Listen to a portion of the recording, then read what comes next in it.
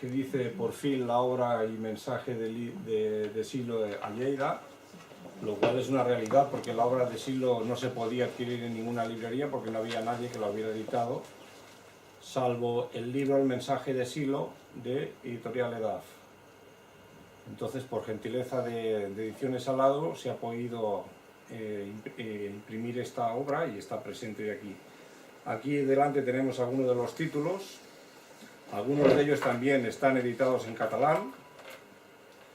Entonces los títulos que ahora, por ejemplo, tenemos editados son Experiencias guiadas, Contribuciones al pensamiento, El día del Jo Alat, que está en catalán y castellano, Silo humanitzar la terra, que també està en catalán y castellano, Cartes als meus amics, que està en catalán y castellano, y Habla Silo, que también ahora se acaba de editar en catalán, como Parla Silo, ¿no?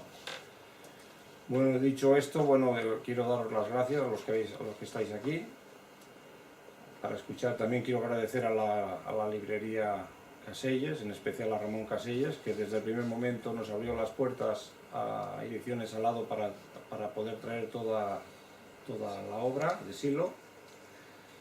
Y bueno, ¿y por qué hemos elegido a Juan para que presente esta obra? Bueno, hemos elegido a Juan porque él es escritor, es un gran estudioso de diferentes místicos, ha editado un libro que se llama El corazón de la mística, donde ha extractado lo mejor de Teresa de Jesús, Juan de la Cruz, Ibn Arabi y Dogen.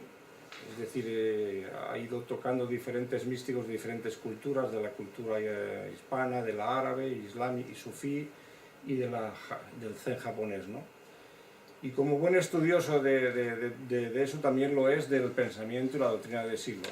Y es por este motivo que él está aquí, y nada, ya sin más preámbulo, pues que él nos explique todo el tema, ¿no? Y nada.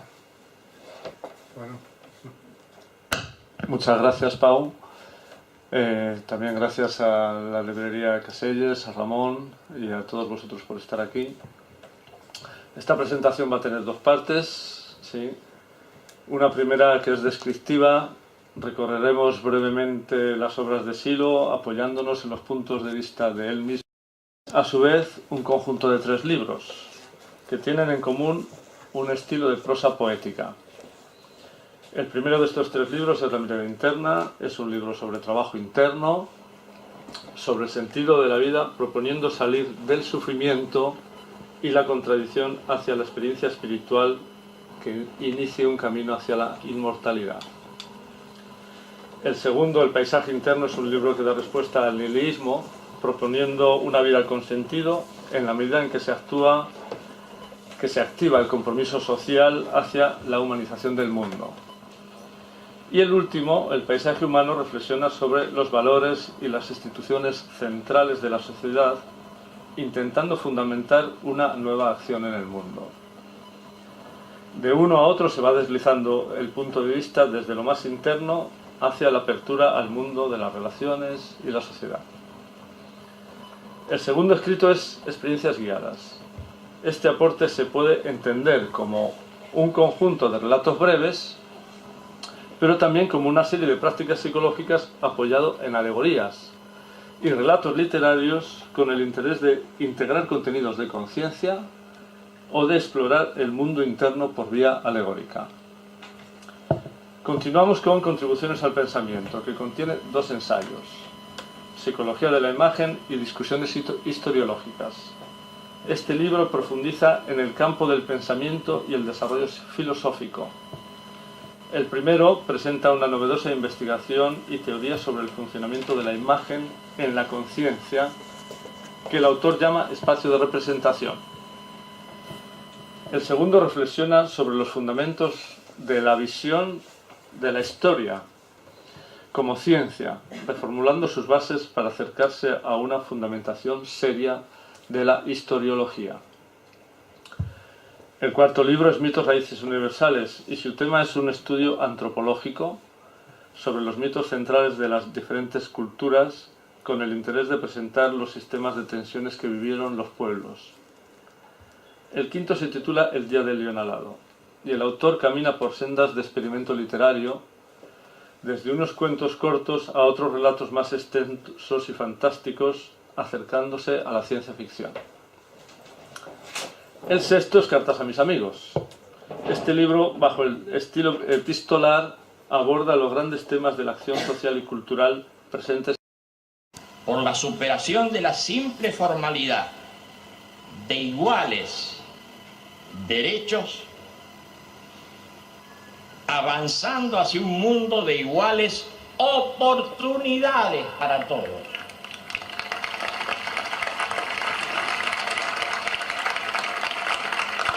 En tercer lugar, reconoce la diversidad personal y cultural, afirmando las características propias de cada pueblo y condenando toda discriminación que se realice en razón de las diferencias económicas, raciales, étnicas y culturales. En cuarto lugar, auspicia la tendencia al desarrollo del conocimiento por encima de todas las limitaciones impuestas al pensamiento por prejuicios aceptados como verdades absolutas o inmutables. En quinto lugar, afirma la libertad de ideas y creencias. Y en sexto lugar, repudia no solamente las formas de la violencia física, no solamente, sino todas las otras formas de violencia económica, racial, sexual, religiosa, moral y psicológica, como casos cotidianos arraigados en todas las regiones del mundo.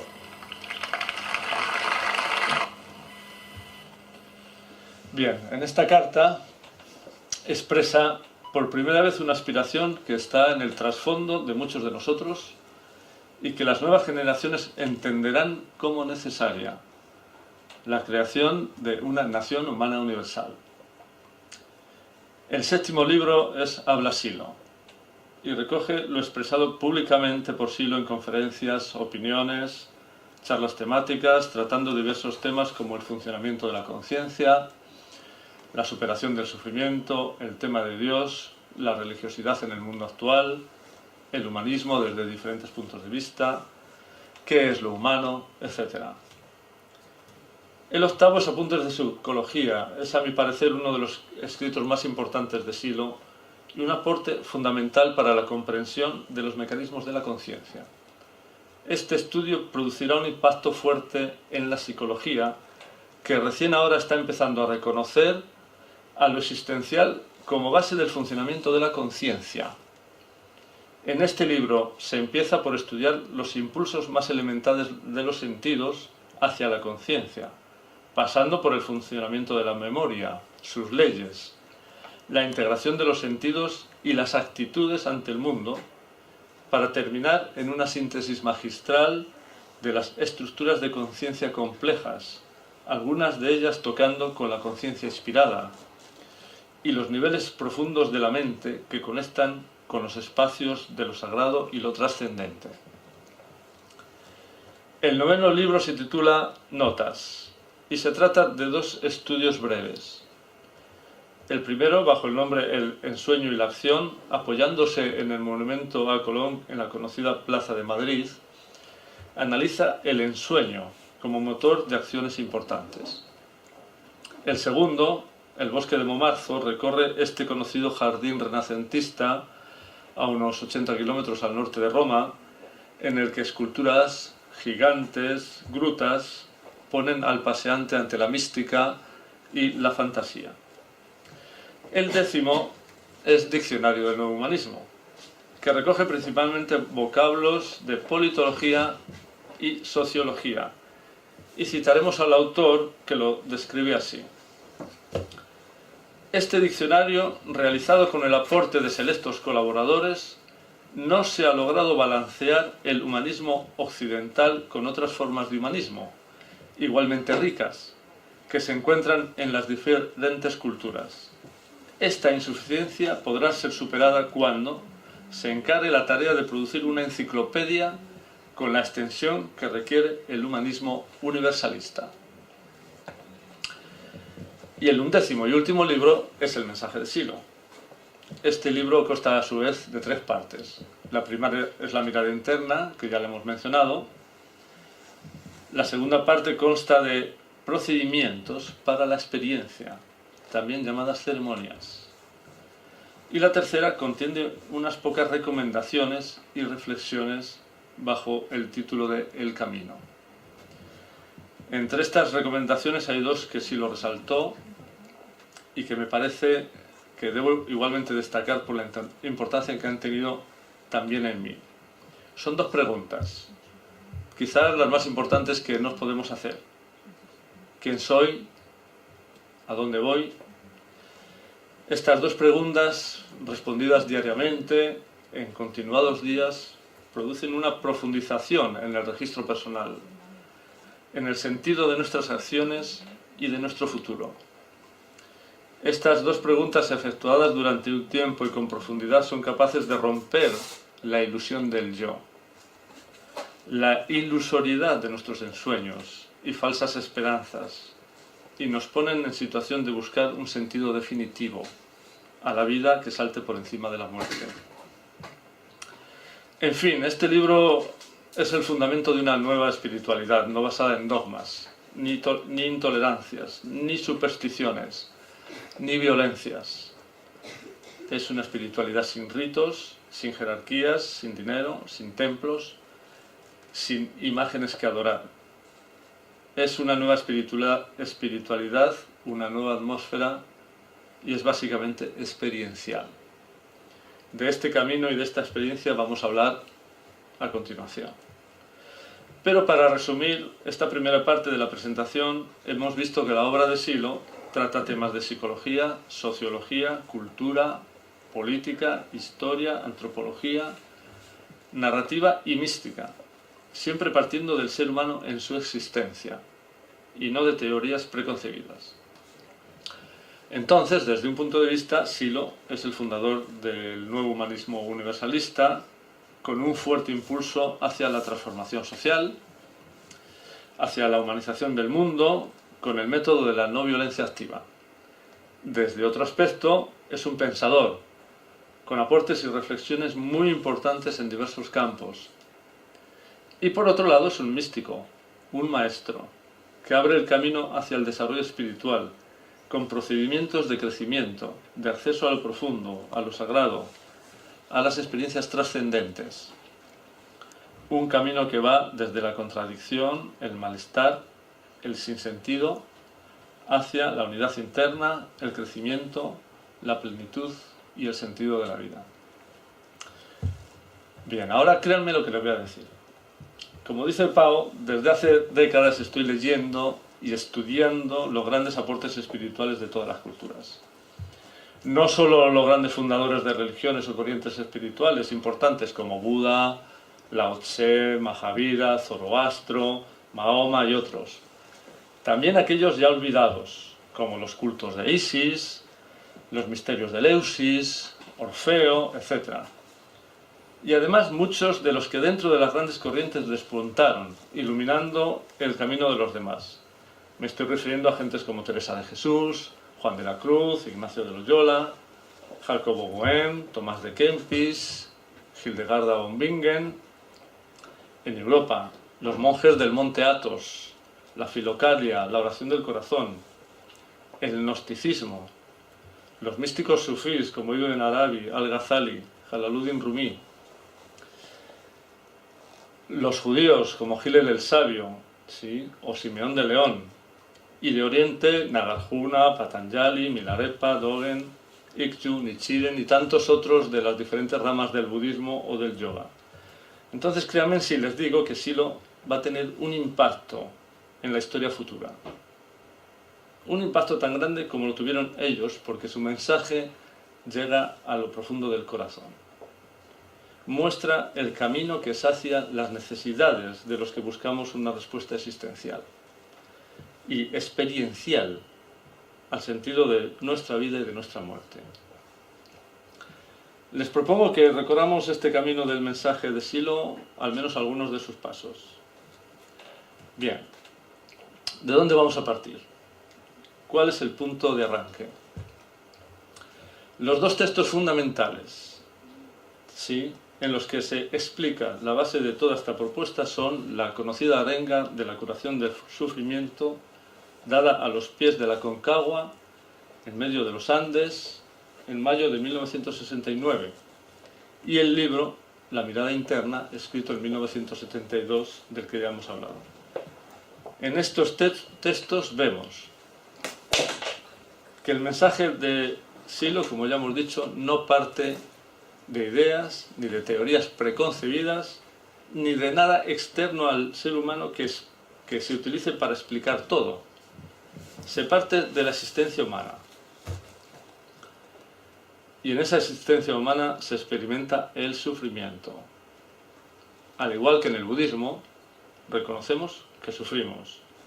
En esta intervención pública, en 1969, sí lo dijo. Debes saber que este sufrimiento está siempre basado en la violencia que hay en tu propia conciencia. Sufres porque temes perder lo que tienes, o por lo que ya has perdido, o por lo que desesperas alcanza. Sufres porque no tienes o porque sientes temor en general. He ahí los grandes enemigos del hombre: el temor a la enfermedad, el temor a la pobreza, el temor a la muerte, el temor a la soledad. Todos estos son sufrimientos propios de tu mente.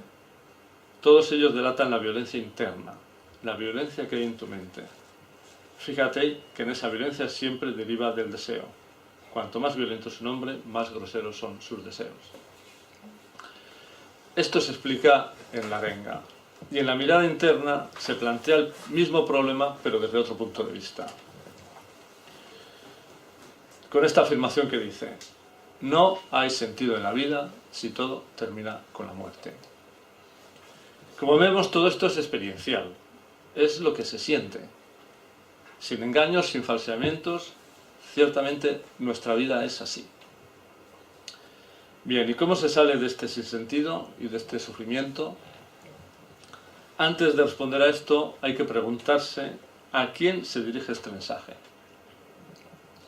Porque si a uno le va bien, si uno se siente satisfecho con las cosas, con los valores, con las sensibilidades, si uno siente que sus esperanzas e ilusiones se cumplen, entonces este mensaje no es para él. Esta propuesta es para aquellos que sienten un vacío interior. Quizá no saben definirlo, quizá es un poco difuso este sentimiento, pero desde luego se sienten defraudados por el sistema, no económicamente, sino por los valores, por las sensibilidades.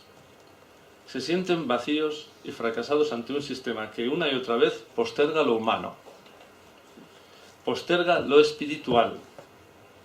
Así que este mensaje es para los que llevan el fracaso en su corazón. Ellos sienten la necesidad de encontrar algo que ilumine su búsqueda. Estamos viendo que el primer paso es el reconocimiento del malestar interno, de la contradicción interna y del vacío existencial en el que vivimos. De ahí partimos. ¿Y cuál es el camino para salir del sufrimiento? Para avanzar hacia la liberación. En aquella arenga dijo Silo: únicamente puedes acabar con la violencia en ti y en los demás y en el mundo en que te rodea por la fe interna y la meditación interna. Esta propuesta de meditación y de fe en lo mejor de uno mismo es la base del camino y aparece con frecuencia en la mirada interna expresada de diferentes formas. Así que no estamos buscando la solución en los libros, ni en los dioses, ni en los ritos, ni en los dogmas. Las respuestas están en el interior de nuestra conciencia. Meditando y buscando con fe y honestidad podemos encontrarlas. Pero ¿cómo uno puede superar sus contradicciones si ya estamos llenos de ellas? ¿Cómo se sale del círculo de la contradicción? Un paso importante para esto es la reconciliación. Porque uno no está en paz interna y este estado interno tiene que ver con las cosas que nos pasaron y que no tenemos reconciliadas. Reconciliación con los demás y con uno mismo es en sí misma muy positiva y merece la pena por la paz interior que nos da. Y entendemos que la reconciliación es una experiencia espiritual profunda. Vamos a ver esto.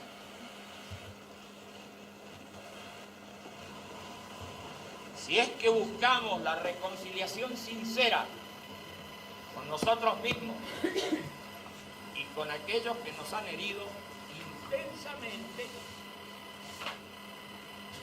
es porque queremos una transformación profunda en la propia vida.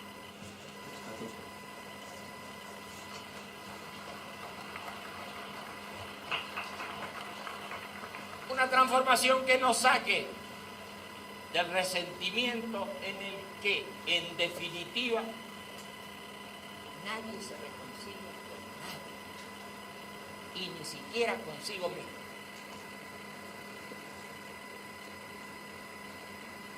Cuando llegamos a comprender que en nuestro interior no habita un enemigo,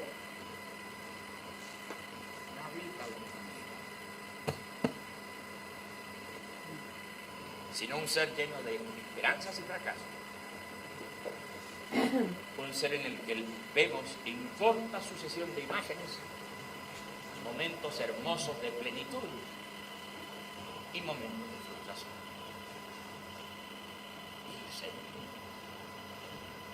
Cuando llegamos a comprender que nuestro enemigo es un ser que también vivió con esperanzas y fracasos,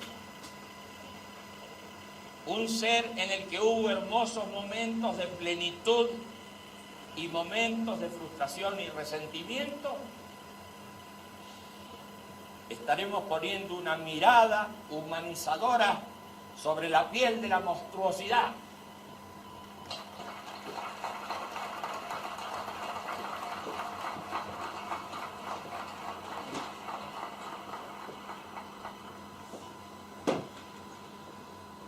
Este camino hacia la reconciliación no surge espontáneamente. Del mismo modo que no surge espontáneamente el camino hacia la no violencia. Porque ambos requieren una gran comprensión y requieren también la formación de una repugnancia física por la violencia.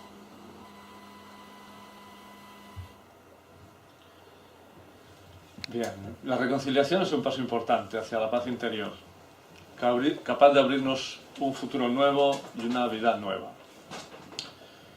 Pero no es suficiente para un camino coherente, para un camino de unidad interna, en el que se debe unir lo que sentimos con lo que pensamos y hacemos. Habitualmente hacemos cosas que no coinciden con lo que sentimos, ni con lo que pensamos. Esto nos da un sentimiento de fragmentación interior, de contradicción y sufrimiento. Por eso la unidad interna es fundamental en el avance interno y en un quehacer coherente en el mundo. ¿Y cuál es la máxima universal que refleja esta dirección? Es la conocida como regla de oro, que se ha escuchado en todas las culturas, en todas las regiones, en diferentes momentos de la historia. Ahora de nuevo está recorriendo el planeta.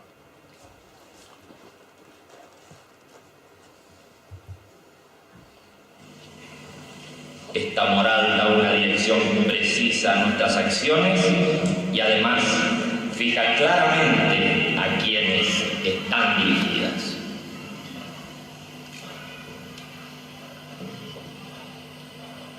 Y cuando hablamos de moral nos referimos a un acto libre, a la posibilidad de hacerlo o no hacerlo. y decimos que este acto está por encima de toda necesidad y de toda mecanicidad. Este es nuestro acto libre, nuestro acto moral. Trata a los demás como quieres que te traten.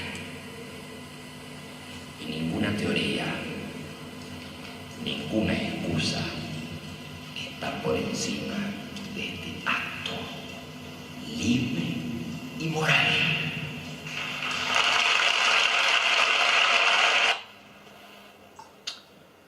Este es un punto muy importante, que nos debería hacer reflexionar. Lo espiritual no puede ser incoherente con el trato a los otros, independientemente de sus creencias, de sus credos, de su filiación. Esta máxima moral debe despertarse de nuevo en nuestro comportamiento, si es que creemos posible una nueva forma de relación y un mundo nuevo. Si no, ¿de dónde va a salir un mundo nuevo? Sigamos con nuestro camino, en el que a veces nos sentimos confusos o sentimos una necesidad de comprensión o de inspiración interna para avanzar sobre dificultades o contradicciones, o en un momento de desorientación. Entonces necesitamos pedir, necesitamos una respuesta que nos despeje, que nos inspire, que nos reconforte. Para esto Silo nos regala esta forma de pedir.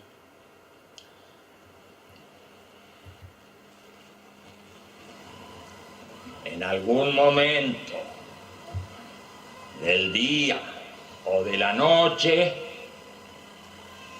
aspira una bocanada de aire e imagina que llevas ese aire a tu corazón. Entonces pide con fuerza por ti y por tus seres más queridos. Pide con fuerza para alejarte de todo aquello que te trae confusión y contradicción. Pide porque tu vida tenga unidad. No destines mucho tiempo a esta breve oración, a este breve pedido, porque bastará con que interrumpas un instante, lo que va sucediendo en tu vida, para que en el contacto con tu interior se despejen tus sentimientos y tus ideas. Alejar la contradicción de uno mismo es superar el odio, el resentimiento y el deseo de venganza. Alejar la contradicción es cultivar el deseo de reconciliación con otros y con uno mismo.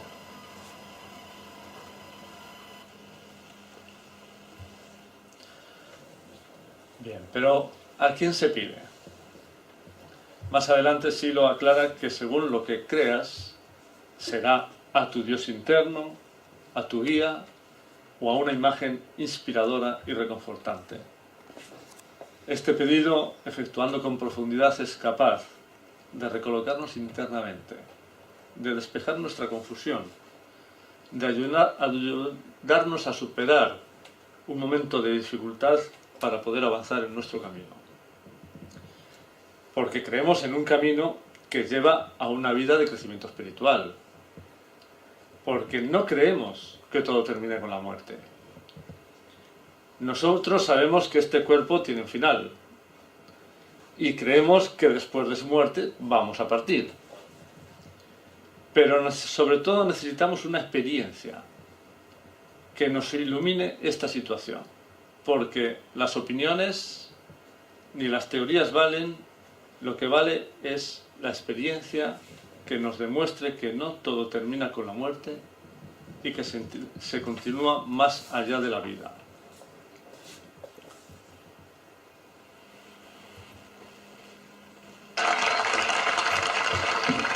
No, no es este. Por tanto, Este no es. Perdón. Es este. finalmente, amigos, Yo quisiera compartir con todos esta certeza profunda que dice: lo sagrado está en nosotros. Y nada malo puede ocurrir con esta búsqueda de lo profundo y lo innombrable. Creo que algo muy bueno ocurrirá cuando los seres humanos se encuentran el sentido tantas veces perdido y tantas veces reencontrado en los recodos de la historia. Yo quisiera, amigos, que se escuchara el mensaje de lo profundo. No es un mensaje estridente, es un mensaje muy quedo, que no se puede escuchar cuando se lo quiere atacar.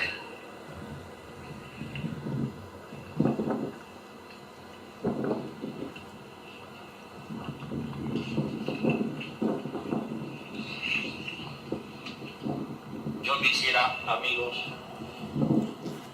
transmitir la certeza de la inmortalidad. Pero ¿cómo podría lo mortal generar algo inmortal? Tal vez deberíamos preguntarnos sobre cómo es posible que lo inmortal genere la ilusión de la mortalidad.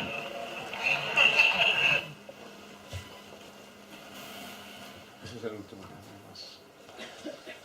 Bien, personalmente, cada vez con más convicción, creo en la inmortalidad. Por la propia experiencia, se va cayendo la ilusión de la muerte. Desde que emprendí este camino espiritual, mi temor a la muerte ha bajado mucho y creo muy poco en ella. He dado algunos pasos, me sentí fracasado y aún con frecuencia me siento fracasado. Di pasos decididos a la reconciliación profunda y aún de cuando en cuando tengo que reconciliarme conmigo mismo o con personas queridas por las dificultades de las relaciones. Emprendí un camino de desarrollo espiritual que me llevó a cambiar, a despertar nuevas actitudes y a la experiencia con la inmortalidad. Les contaré mi caso. Hace así como 15 años estaba en una situación interna de vacío interior, de fracaso ante mis esperanzas, mis expectativas de toda la vida. Todas mis esperanzas y mis ilusiones no se habían cumplido y aunque no me iba mal en el trabajo y con la familia y los amigos, yo me sentía fracasado, vacío interiormente. Esto, hay que decirlo, ya me había pasado otras veces. Pero esta vez me dije que debía salir de esta situación encontrando un camino verdadero que me llevase a comprender y a tocar el sentido de la vida y a experimentar que no todo terminaba con la muerte. Así que no me importó estar en esta situación de fracaso bastante tiempo hasta que encontrase una señal que orientase mi vida. Y esa señal llegó. En esta época, como ahora, participaba activamente en esta corriente que es el mensaje de Silo.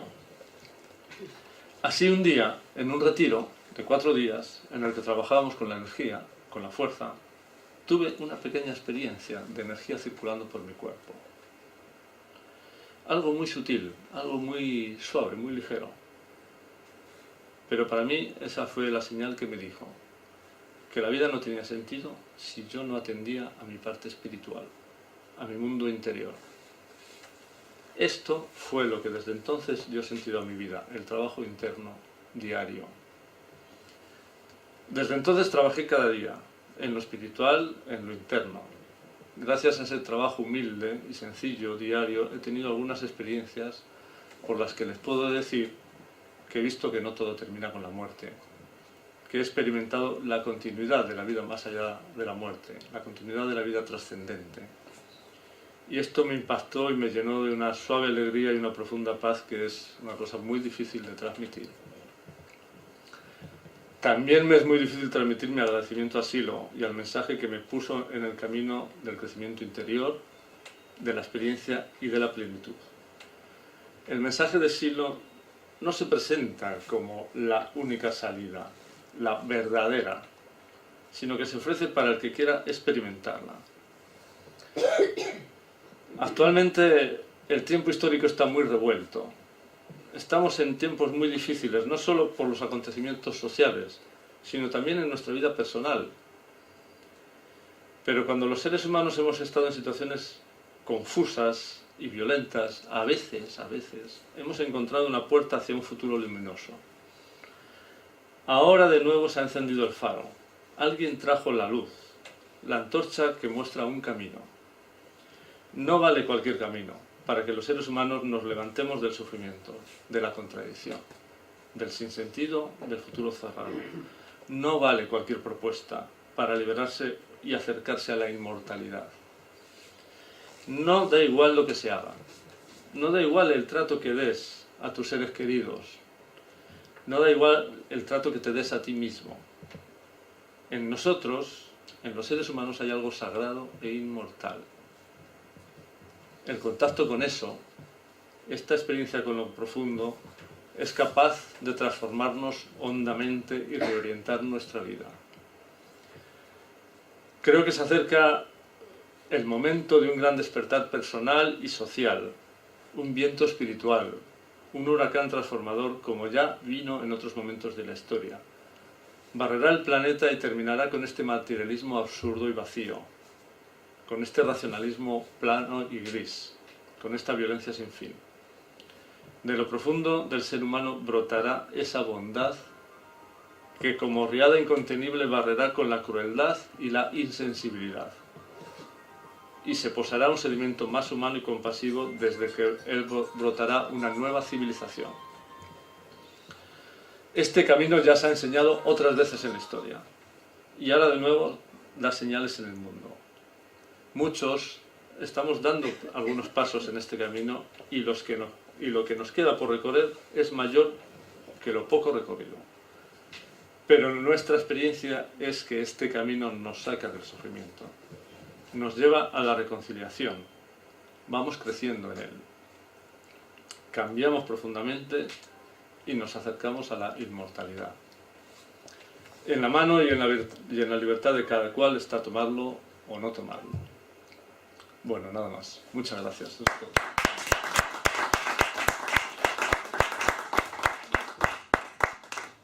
Muy bien, pues muchas gracias Juan por la contribución.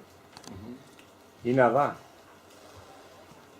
el que desee adquirir algún libro, pues bueno, que ahí hay algunos. Y también si se quiere Bueno, si conversar, alguien quiere preguntar algo también, ¿no? Pero no sé cuánto tiempo disponemos porque igual vamos a echar ahí.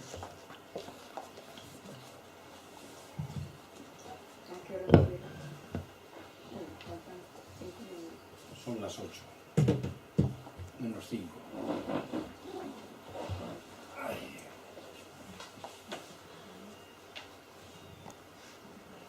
sí. La pregunta, no sabía qué preguntar, pero hay que preguntar. Entre este mensaje del nuevo humanismo, ¿no?, que tú nos has destacado, y la utopía, ¿qué diferencia hay? Prácticamente ninguna. El nuevo humanismo universalista es utópico, totalmente. Aspira a unas cosas que hoy por hoy están lejos de lo que está pasando en el mundo. Pero también eran utópicos muchos otros y algunas de sus utopías se cumplieron, ¿no? Eran utópicos los revolucionarios franceses con la democracia y todo aquello. También eran utópicos muchos de los demócratas atenienses 2500 años hacia atrás, ¿no? Las utopías ponen al ser humano en muy buena dirección. Y el nuevo humanismo universalista es una utopía muy bella y cercana a ser posible, ¿no?, me parece.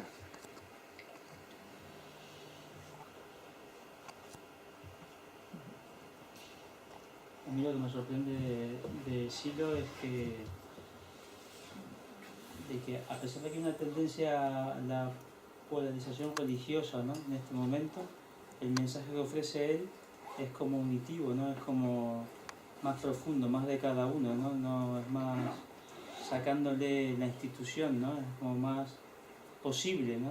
En este momento donde se enfrentan cada grupo religioso, ¿no?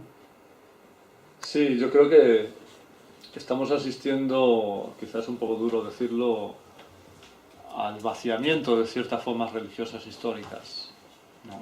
Por lo menos acá en Europa. Y el mensaje de Silo ofrece la posibilidad al individuo, que participando de un conjunto, como él quiera participar, tiene la posibilidad y los procedimientos para tener experiencias importantes que le cambien la vida. Él, sin necesidad de que nadie le dé beneplácito a nada o le muestre si eso está bien o está mal, él solo, con los procedimientos que se proponen y trabajando en un ámbito de intercambio entre iguales. Como sabemos de mucha gente que le ha pasado muchas cosas muy lindas, pues está a poner al acceso de cualquiera. Lo que siempre ha estado al acceso de cualquiera, pero muchas veces ha sido manipulado o controlado, ¿no? O como que había que pedir permiso, o cosas así, ¿no? Ahora no es así. Pero también está a la altura de los tiempos, es decir, yo creo que el futuro que se viene no va a consentir que haya gente que diga esto se puede tener usted contacto con lo espiritual o no, o usted no ha tenido ningún contacto porque yo soy un señor que sabe y usted no sabe, ¿no? Ahora creo que el ser humano del futuro no va a aceptar eso. Va a aceptar que él es capaz y mayor como para reconocer o no reconocer lo que le pasa como espiritual o no. Y que nadie le venga a decir, ¿no? Ni a controlar, ni a manipular esas cosas. O sea, una suerte de religión interna ya, ¿no? Claro. La religiosidad interior. Una suerte de camino individual, aún en un conjunto de gente con el que puedes intercambiar o hacer retiros o hacer prácticas, pero no hay una especie de cabeza que te dice vamos por aquí, vamos por allá, esto está bien, esto está mal, esto... Y yo creo que el futuro del ser humano quiere eso, va a ser así. Ya se empieza a ver eso bastante, ¿no? El mensaje de Silo, ¿qué acogida ha tenido en la clase política y en la clase empresarial? Pues muy poca, porque apenas ha tocado eso, no ha llegado todavía, ¿no? En algunos países donde está un poco más desarrollado que en España, la acogida en la clase política ha sido un poco negativa. No, pero digamos que el mensaje de Silo es una cosa naciente, es un arbolito recién nacido, ¿no? Tiene muy pocos años y le queda por delante. Vamos a ver si dentro de 2000 años, igual que ahora el budismo tiene 2500 años, vamos a ver el mensaje de Silo dentro de 2000 años, ¿qué va a pasar con eso? Yo creo que se va a recorrer continentes enteros y multitudes, ¿no? Pero es cierto que todavía es muy chiquito y apenas ha tocado, ¿no? Y ha sido a veces maltratado por los medios de comunicación o por la clase política. Pero bueno, eso lo hemos visto en la historia y en el nacimiento de muchas cosas también, ¿no? Normalmente las viejas formas se resisten a las cosas nuevas, por pura mecanicidad e inercia, rechazando todo tipo de libertad, aunque aparentemente sean demócratas, ¿no?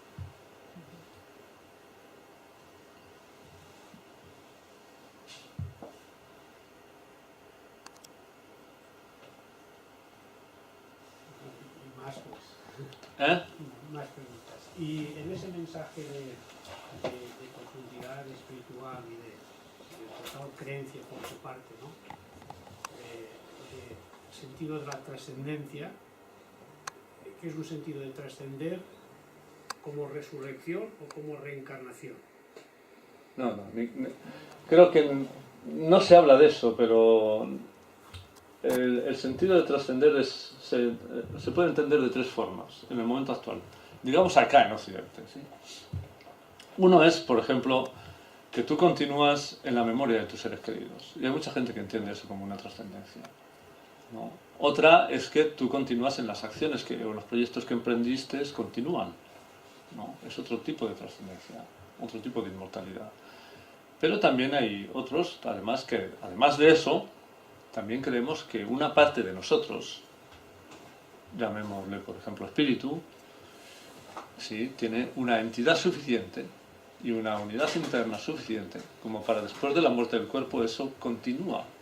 Y hay registro de continuidad, y la misma cosa que está aquí, digamos, a veces cuando hacemos silencio, cuando estamos en calma interna, eso a veces da alguna señal. Eso que podemos experimentar es lo que luego, cuando el cuerpo muere, continúa más allá, ¿no? Es decir, es una especie de inmortalidad, no sé si se puede decir la palabra personal, porque una parte de la persona se queda acá, pero es una especie de inmortalidad donde algo de uno, algo de mí continúa. No en la cosa de la reencarnación, que tiene que ver con la reencarnación de los cuerpos. Bueno, perdón, la reencarnación es que uno vuelve a nacer en otros cuerpos, ni tampoco en la medida de la resurrección de los cuerpos, ¿no? No se habla de eso, tampoco se niega eso, pero estamos entendiendo la inmortalidad como una experiencia de continuidad de algo de nosotros. Esa trascendencia, continuidad, después de la vida, se produce independientemente de lo que uno crea, haya creído en vida o haya trabajado. Bueno, el mensaje sí lo explica que no es independiente de lo que creas ni de lo que hagas. Si tú tienes un tipo de vida incoherente, contradictoria y llena de sufrimiento y no tratas bien a la gente, no creas en ti mismo esa suficiente unidad interior y esa cosa sólida que luego continúe después. Para que en ti nazca ese espíritu que luego continúa, necesitas un tipo de comportamiento, necesitas poner en marcha tu bondad, necesitas tratar a los demás de una manera y a ti mismo, necesitas creer en la inmortalidad de alguna manera, porque si uno no cree en nada, pues ni siquiera se va a tratar bien a sí mismo ni a los demás. ¿Qué más da? Porque todo termina mal, entonces ¿qué más da? Pero si uno cree que no todo termina, que hay cosas que siguen, entonces uno cree que debe tratarse bien, que debe tratarse bien a los demás, que tiene que poner en marcha su bondad e intentar que lo que piensa, siente y hace vaya en la misma dirección. Entonces, ese tipo de comportamiento va a hacer que algo en ti crezca y nazca, y no es una tesis, es algo que se siente, es algo que se experimenta físicamente, como se experimenta un dolor, o como se experimenta la alegría o el amor, se experimenta, ¿no? Y entonces en esa experiencia uno sabe que algo muy especial está pasando y que eso tiene que ver con que no todo va a terminar con la muerte. Y entonces la concepción de la vida empieza a cambiar. Las cosas que uno piensa acerca de su vida y la de los demás empiezan a cambiarse. Es otra cosa. La posibilidad de reencarnarse cíclicamente, eso... Yo no puedo decirte, yo conozco las teorías de la zona de hinduista, sobre todo, pero experiencia no te sé decir. Y el siloísmo no habla de ese tema, el mensaje de Silo no habla de ese tema, ni lo afirma ni lo niega. No hay textos donde se hable de eso, ¿no? Es una creencia de la zona oriental, muy arraigada, pero yo no puedo decir nada de eso. Conozco muy bien lo que dicen, ¿no?, sobre eso, el karma y todo aquello de la liberación del karma y de la liberación de la rueda, ¿no? Pero no sé de eso nada.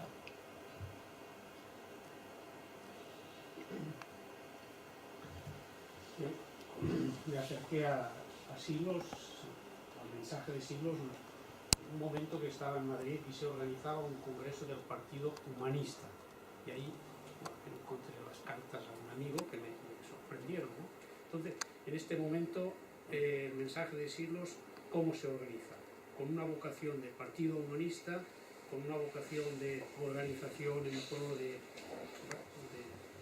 proselitismo de ese mensaje, ¿Tiene una organización estructural o simplemente que fluya el mensaje?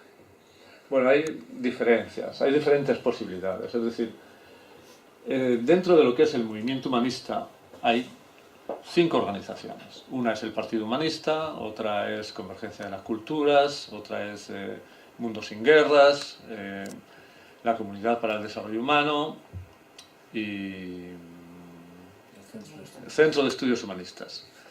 Y ellos tienen su organización que se dan ellos, como quieren, con sus congresos y sus formas. ¿Sí?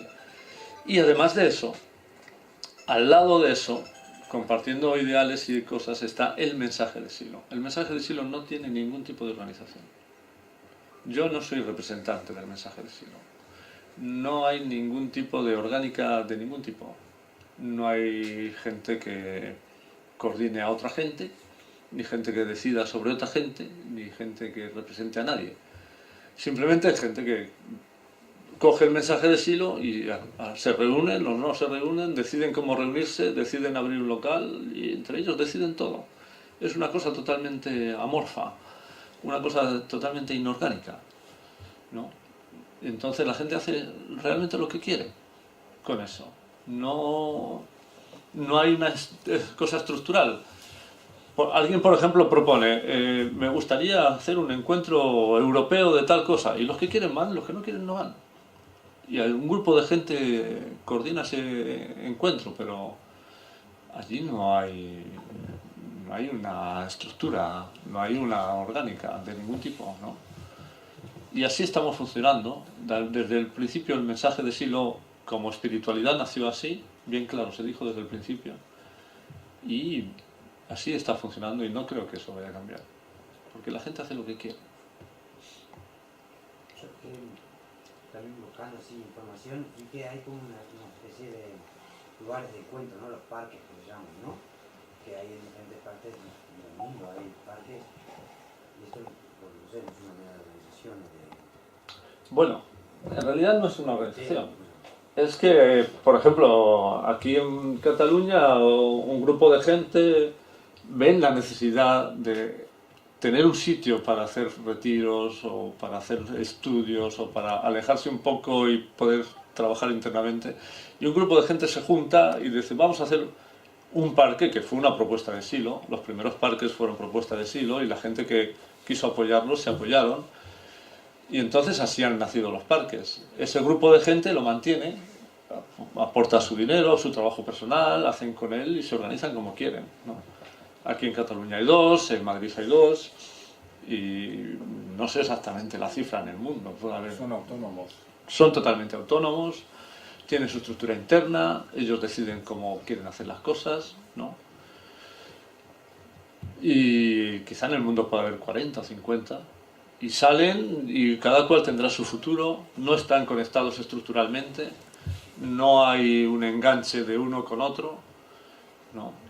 Y son totalmente autónomos en todo lo que quieran hacer, ¿no? Y nadie puede decir a otro grupo, esos están haciendo las cosas mal. Bueno, pero si no hay nadie que, digamos, fiscalice lo que está bien hecho, lo que está mal hecho, no hay nadie así, ¿no? Desde el principio se dijo así. Pero imagino que siempre dentro del mensaje, ¿no? Sí, porque si hay un grupo que se sabe el mensaje, habrá alguien que diga, esto no es nuestro. Sí, pero aún así, porque imagínate, yo qué sé, alguien coge el mensaje, le llega el libro y lo interpreta de la manera que quiera. ¿Y qué le vas a decir? Lo único que puedes decir es que yo no estoy de acuerdo con esa forma de interpretar o de entender el mensaje, pero ellos verán, la gente verá, ¿no? Puede haber, digamos, interpretaciones raras o incluso interpretaciones contradictorias de gente que pueda decir yo soy del mensaje de Silo y me gusta la violencia. Bueno, eso es totalmente contradictorio, porque en el mensaje de Silo claramente en varias se dice que no a la violencia, ¿no? Pero no hay nadie que diga eso está fuera del mensaje. No hay un organismo central que diga eso no es. Precisamente eso es muy interesante que no exista, porque han pasado muchas maldades en la historia por eso. Gravísimos problemas en la historia porque gente dice lo que es y lo que no es, y desde qué punto de vista, y de dónde te sacas tú lo que es y lo que no es, ¿no? Y ha habido, bueno, matanzas, ha habido de todo con eso. Y la sigue habiendo, ¿eh? No es una cosa de la historia, ¿eh? Entonces no hay nada que centralice y que diga esto es, esto no es. En la historia y los acontecimientos decidirá lo que tiene futuro y lo que no tiene futuro. Y si hay gente que malinterpreta y manipula, la gente es mayorcita. Oye, a mí a veces también me han engañado, o yo también a veces también he cometido mis cosas, claro. La gente es mayorcita, no necesitan un papá, a mí me parece.